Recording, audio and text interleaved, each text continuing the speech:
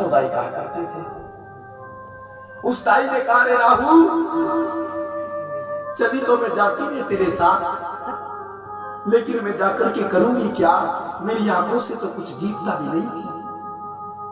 वो दाई बचपन से अंधी, पैरों से लंगड़ी और शरीर पर कुष्ठ रोग कोहड़ लगा हुआ था उस दाई के। राहु जी महाराज कहने लगे, भैया मैं तुम्हें लेकर के जरूर जाऊंगा, भले ही तुम्हें कुछ नजर आए या ना आए मैया, बस एक काम करना, तुम मुझे बता देना, कार्य मैं कर दूंगा, कम से कम मेरी पत्नी की जान तो बच जाएगी मैया।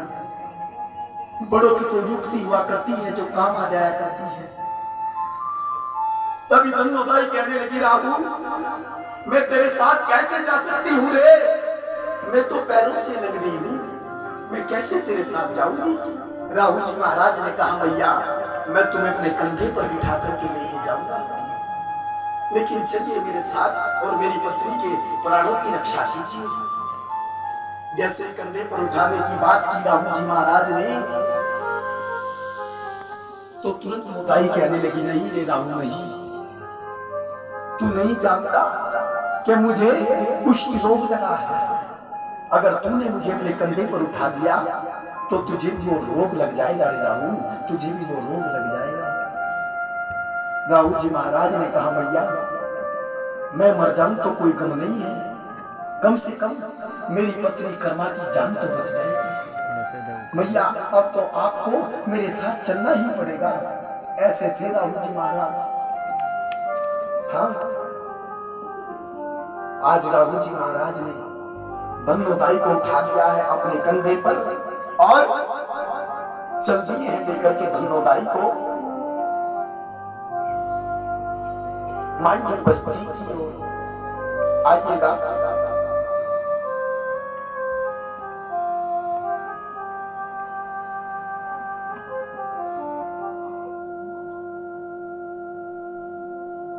जोरदार ताली इस पुरस्कार के लिए।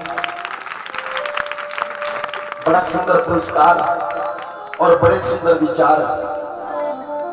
हाथ जोड़कर नमन उस मालिक को जिसने हमारे मुक्तिदाता को जन्म दिया। क्या बात है, जोरदार तालियां। जो जन्मे बच्चे ने हमारे समाज के लिए अपना जीवन समर्पण निछावर कर दिया। प्यारे भक्तों, एक बार जोरदार ताली। क्या बात है, बड़े सुंदर विचार और बड़े सुंदर ये पुष्प आप लोगों ने समर्पण किए। गुरु महाराज हमेशा उसी प्रकार से आपको तरक्की में बढ़ाए जिस प्रकार से सुबह उठ करके फूल खिलते हैं। प्यारे भक्तों, जोरदार तालियों से स्वागत। आज जैसे ही धन्नोदाई पहुंची तो क्या हुआ, भजन किया निज नाम का, कर दिया का माता कर्मा की गर्भ से जब रे गुरु रविदास।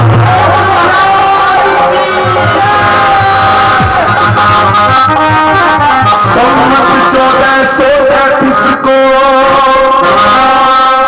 सुनो, सम्मत 1433 को रविवार का दिन आया। माता कर्मा के गर्भ से रविदास दुनिया में आया।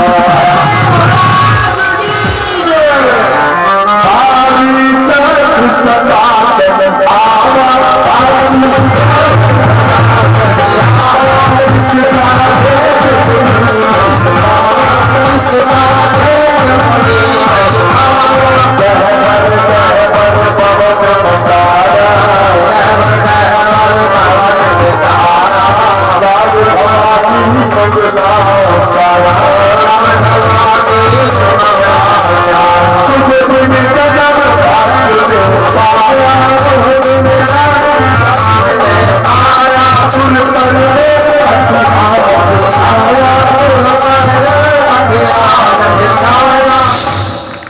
जोरदार ताली एक बार